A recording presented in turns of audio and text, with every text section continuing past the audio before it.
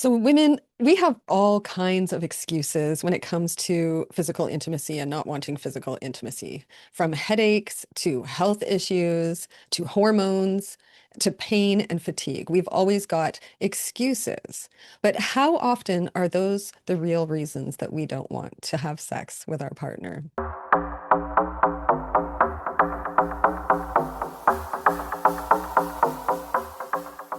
Do you ever wonder why there are so many women who lose interest in physical intimacy with their long-term partners? I've wondered about this a lot. So that's what I'm going to talk about today. Welcome back to Intimacy After Ostomy podcast. I'm your host, Trina Ricketts, the Intimate Ostomate. And today we're going to explore this whole question of why women lose interest in physical intimacy a lot more often than men. Let's be honest.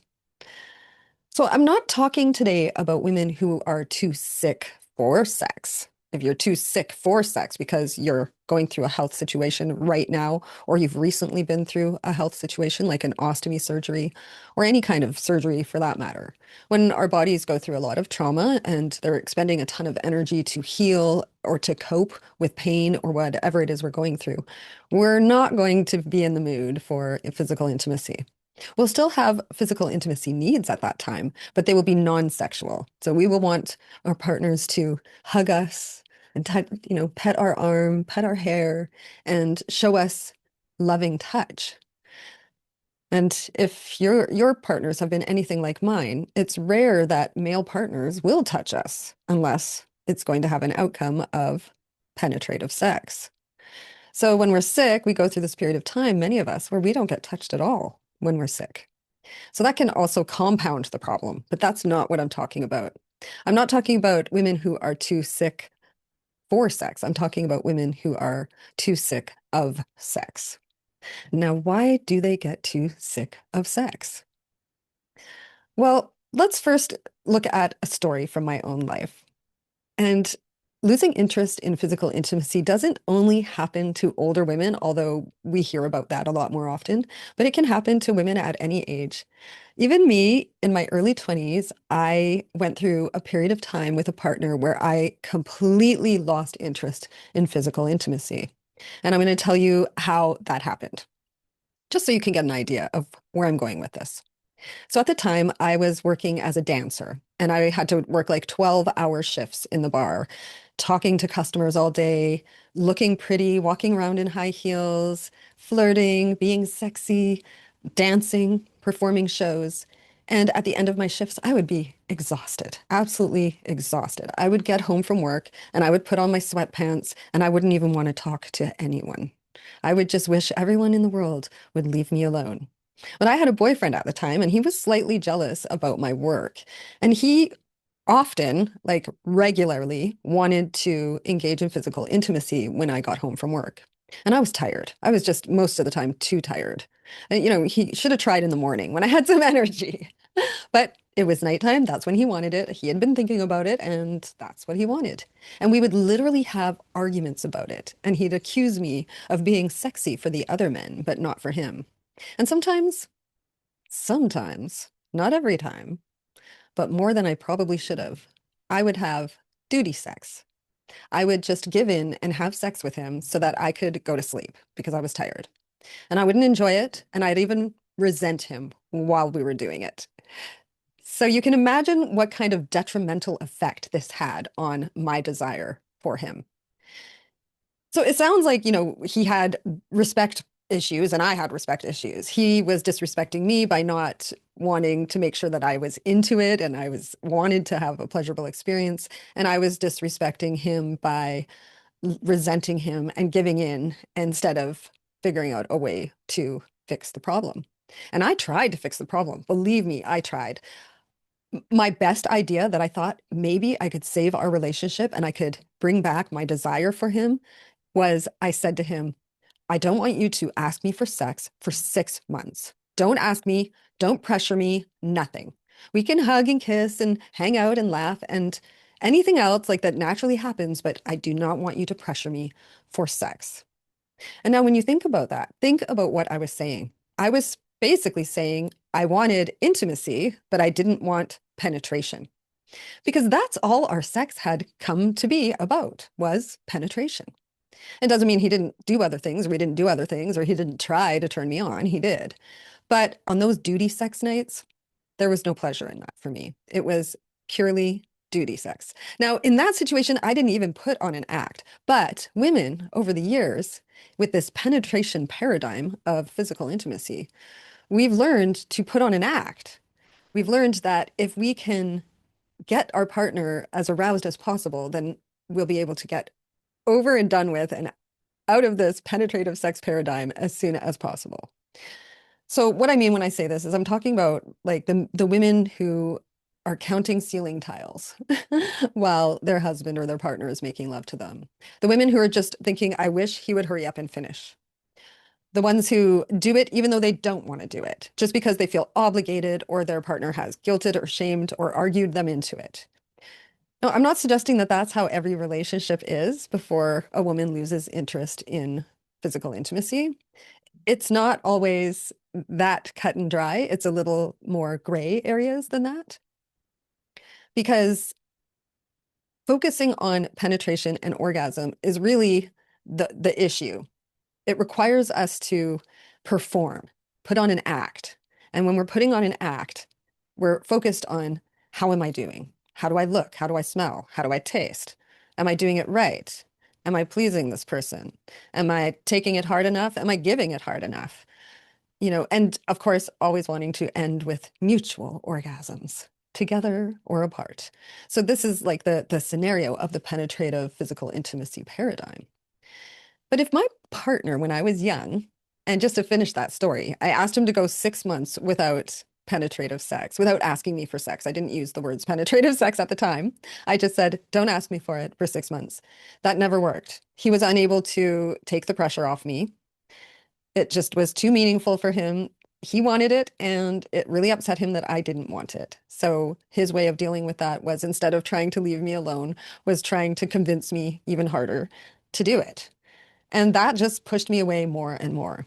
What I thought we needed to do was have enough separation between us to start flirting and build our attraction to each other, at least my attraction to him again. And I really wanted to do that, but he was incapable of giving me the space that I needed. And I'm not sure if it would have even worked. Basically, I was never able to recover my attraction for him. And that is something that can happen. And if you're in a relationship with someone where there's been a lot of resentment and duty sex, and there's still like contention between you, then it's possible that you may not be able to recover your desire for your man. And in that case, you probably want to start thinking about how to get out of the relationship. But if you still have love, respect, and you honor your man and you want to bring intimacy back into your relationship, you just have no desire for it, then this video is going to help you do that. So women, we have all kinds of excuses when it comes to physical intimacy and not wanting physical intimacy, from headaches to health issues to hormones to pain and fatigue. We've always got excuses.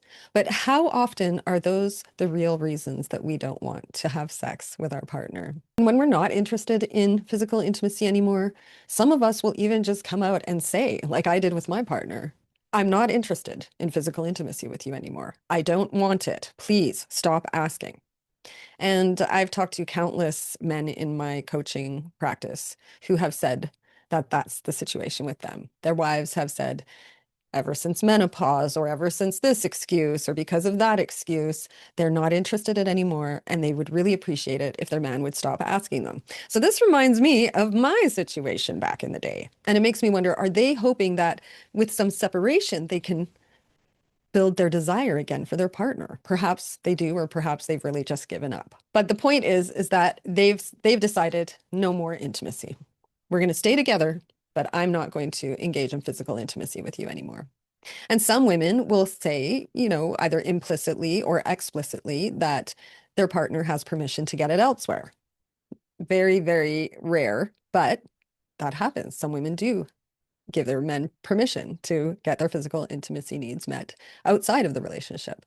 But the majority of women who have decided to withhold physical intimacy from their men do not give them permission and would be devastated if their men were to go outside of the relationship and engage in physical intimacy with someone else. And it always surprises me how many women think that this is okay. I would say this is epidemic proportions. And it's part of the reason why I do the work that I do, because I want women to enjoy physical intimacy again. I want them to look forward to it, not try to avoid it. And that's why I'm talking about this subject. So, as I was saying earlier, women aren't really sick of sex necessarily. It's the kind of sex that they're having that they're sick of. It's not bringing them the pleasure and excitement that they want.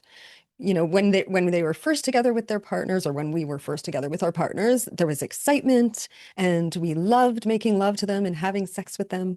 But then over time, it became like a chore. So what's going on here? Are women broken? Do we just lose interest in physical intimacy? Or is it the kind of physical intimacy that we're engaging in that is broken? And that's what I believe. I believe that the focus on penetration and climax, the focus on performing, is what makes sex not fun anymore for women. Now, to make the problem worse, women, we don't tell our partners what we need or what we want in the bedroom. We don't say the words that we should say, like, please don't suck on my little nub till it feels like it's going to rip off. That hurts. Or I feel like I'm suffocating under your weight when you're trying to climax. We can say something like, I'm sorry, but just clicking off the TV and turning over towards me and asking for sex doesn't do it for me because I don't know about you, but it doesn't do it for me. That's easy for most of us to say. But for us to say something like, I just want you to grab my throat and stay very still while I go on top. Women have trouble expressing these desires, although men would absolutely love to hear us tell them these things. They want to know. They want to know how they can make it so that we'll enjoy it. But the problem is most of us don't know what exactly it is that bothers us about the sex that we're having. And I think it's the focus on penetration and climax. It's not the actual act of penetration and climax that we're against, of course, but the focus of it turns into this big act we have to put on. And men have and feel this pressure too, especially if they're worried about maintaining an erection. And they're so stuck in their head focusing on their erection in the penetrative paradigm that they're completely ignoring what's going on over here with their partner. And often women will be having penetrative sex with our men and we'll feel like we could just be anything. We could just be a toy. We could just be another woman. We could be anyone because we're just a body for them to use to get their fun out of. That's how it can feel when it's very focused on penetration.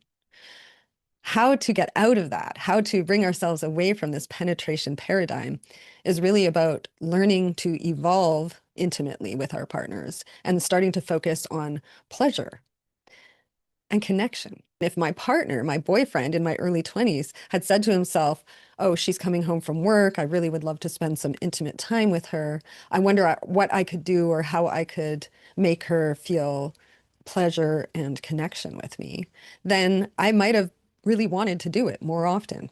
And I certainly wouldn't have resented him when we did do it because I would have felt like there was a connection there and there was an effort to build desire and create pleasure instead of trying to demand what I owed because he's feeling insecure. I've been at work all day being sexy and beautiful in front of other men. So do you see what I'm saying when I'm talking about penetration paradigm versus the pleasure-focused intimacy, physical intimacy? And I think for women, this is really important. And it gets to the point where we just don't even want to have physical intimacy anymore. So certainly there's a role for our male partners to play in this, in learning how to switch their focus from penetration-focused physical intimacy to pleasure and connection-focused intimacy. But the responsibility does not lie with them. The responsibility lies with us as women. We have to take responsibility for our own desire for our partners. So, number one, we need to take responsibility for our own desire and start to learn how to talk to our partners about our desires and our needs. Number two, if you think that your hormones are a big part of why your libido is very low, then that is another thing you need to take responsibility for. You could try supplements, you could go on hormone replacement therapy, talk to a naturopath, get your testosterone tested. You can do all kinds of things that could help you to get your hormones in order. And exercise and diet are also very important for hormone health. So if you're not getting very much exercise, just incorporating even a little bit of exercise into your daily routine or making sure you're eating a clean, healthy diet. That will affect your hormones as well.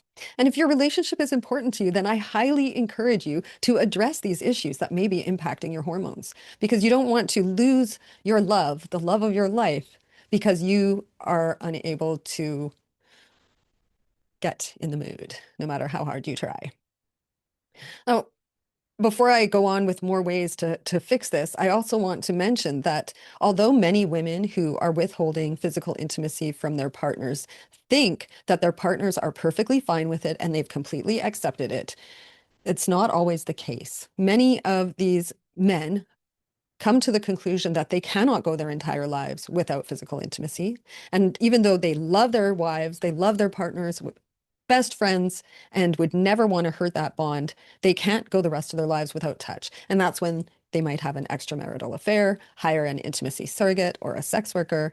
And so if you don't want your partner to, out of desperation, seek physical intimacy behind your back outside of your relationship, then you need to take responsibility for bringing desire back on your own towards your partner. Now, something that Esther Perel talks about in her book, Mating in Captivity, is this idea of creating separateness between you and your partner.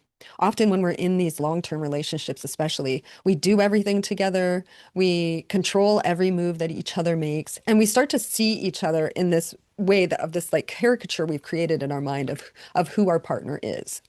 And what that does is it takes away the mystery and excitement that used to fuel some of the desire that we had for our partners. So it's important to have our own lives, have our own autonomy, our own thoughts, our own beliefs, our own friends, our own stories to tell each other. If we're together every minute of the day, then how are we going to come together at the end of the day and say, couldn't wait to tell you this. This happened today and you're going to laugh so hard, or whatever the case may be. We want to be able to flirt and talk and charm each other like we used to. And we want to be able to go out together and see each other being charming and watch how other people are attracted to our partners without letting it make us jealous, but allowing it to see them again the way we saw them when we were first with them. We need to create some separation between us and our partners so that we don't feel like we're just one person. Because when you're one person, you don't have any desire for the other person. You want the separateness to create that absence makes the heart grows fonder type of idea, to make you look at your partner like there's someone separate from you that's interesting and there's more to know. And the truth is, we're always changing and there is always more to know about each other. So even if it feels like there's nothing left to talk about, there is a lot more to talk about, especially because we're changing. And a lot of the things that we are going through, we don't tell our partners because we're scared that they're not going to like how we're changing. But maybe we can all change together and get along while we do it and spice things up as we go. Something else very similar to creating separateness is nurturing the sexual self, realizing what turns you on and allowing yourself to be open to attraction and desire again, not just with your partner, but just in general. When we close ourselves down, like I have this one partner now, they're the only person I'm allowed to look at, they're the only person I'm allowed to be attracted to. That's really living a lie because there are tons of attractive people in the world. Our partners can see attractive people and we can see attractive people. So why are we shutting ourselves down from enjoying their attractiveness? Just because we see a gorgeous man or a gorgeous woman, depending on which way you swing, just because we see them and we find them attractive and maybe it even arouses us a little bit doesn't mean that we're cheating on our partner emotionally or mentally. It's perfectly natural and actually even beneficial for us to allow ourselves to become aroused and become attracted to just people in general. We're not following up on it. We're not going to chase that attractive person down and introduce ourselves. We're just simply going to enjoy the view and take that little special moment home with us when we see our partner with our eyes sparkling and our our hearts racing a little because we're turned on and we can bring that sensual energy home to our partners. And you'd be surprised how amazing it is. Something else that Esther Perel talks about in her book, Mating in Captivity, is the idea of bringing a third person into the relationship. And of course, you can do this by physically bringing a third person into your bedroom with you and your partner, but that's not necessary to create the idea of this third person. By looking at your partner and recognizing that someone else could attract your partner, or that your partner could attract someone else. That's bringing the idea of the third into your relationship. It creates a little anxiety, like, I have to work to keep this person interested in me. And when we have to work to keep them, that's when we start to feel more desire, believe it or not.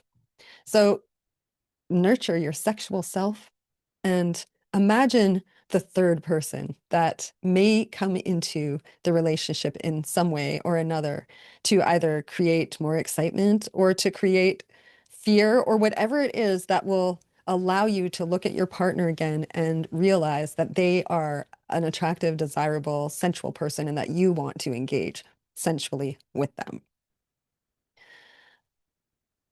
Another thing I really recommend, and I think that's why a lot of us women do this thing where we say, let's stop having sex for 6 months or let's take a break from physical intimacy. I think taking a break from penetration focused intimacy would be very beneficial. And I think that would have worked for me and my partner if I would have thought of it when I was in my early 20s. Taking away the pressure of penetration and climax takes away the performance of it and leaves only the pleasure and connection of it. And if you can practice this for a while and say, like, we're not going to have penetration focused or orgasm focused intimacy for the next 6 months, but we can still have intimacy. Now, that is a way to rebuild the bond with your partner and hopefully relight some of the fires down below. So I highly recommend taking that period of time or setting a period of time where you both agree that you're not going to focus on that. And it doesn't mean that you don't necessarily have to do it. You can have penetration during your physical intimacy or climax during your physical intimacy, but it's not the focus and it's not a disappointment or a failure if it doesn't happen. And what you might be surprised is that you'll start to yearn for it. You'll start to crave it. You'll start to want to engage in physical intimacy and penetration, possibly, if that's an option for you.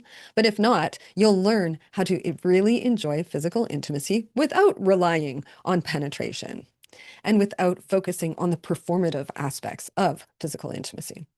So switching from the penetration and climax focus to the pleasure and connection focus is just a huge benefit for you and your partner. And then finally, we need to learn as women how to teach our partners, tell our partners what we like, what we don't like, and lead them into amazing, intimate, fun, kinky, arousing, hot physical intimacy. That might be really hard to do if you're not feeling desire yet. So start with building the desire by all of the things I've already suggested. Take responsibility for your own libido and your own desire for your partner and start doing what you need to do to bring it back into your relationship. And I'm not talking about gentle lovemaking. You can be very kinky, but also connected and pleasure focused. In fact, the kinkiest couples I know are very pleasure focused and connection focused because the more connected you feel with someone, the more open you are to kinky things and the more likely you are to feel safe trying new things with them. So focusing on pleasure and connection doesn't mean that we're going to be having tame, vanilla physical intimacy. It can mean that we're having the kinkiest intimacy of our lives. So this is what I want you to do. Send this podcast episode to your partner so that they can see what you've learned about penetration and climax focused intimacy versus pleasure and connection focused intimacy. And then I want you to take responsibility for your own arousal. And then I want you to schedule a no pressure, no penetration or orgasm focused physical intimacy session with your partner. If that looks like just naked hugging or just lying in the crook of his arm, trailing your finger down and up his body, or if it means kissing and making out, or nibbling on each other's ears, or spooning, whatever it looks like, some non-pressuring, non-penetrative, physical, sensual, erotic intimacy. You want to get that scheduled right away. So once you've done those three things, you'll be well on your way to bringing your desire back and building the bond with your beautiful partner again. I hope this episode of Intimacy After Ostomy podcast has given you hope for bringing desire and intimacy back into your relationship. As a woman, I know how you feel and I'm with you. But I promise if you can learn with your partner how to bring more pleasure and connection focus into your erotic, intimate encounters, then you will want to do it again and again and again rather than trying to avoid it. If anything I've said has resonated with you and you'd like to explore it more deeply in a coaching session, please reach out to me for more information and we can talk about whether my program is the right fit for you. Have a great week.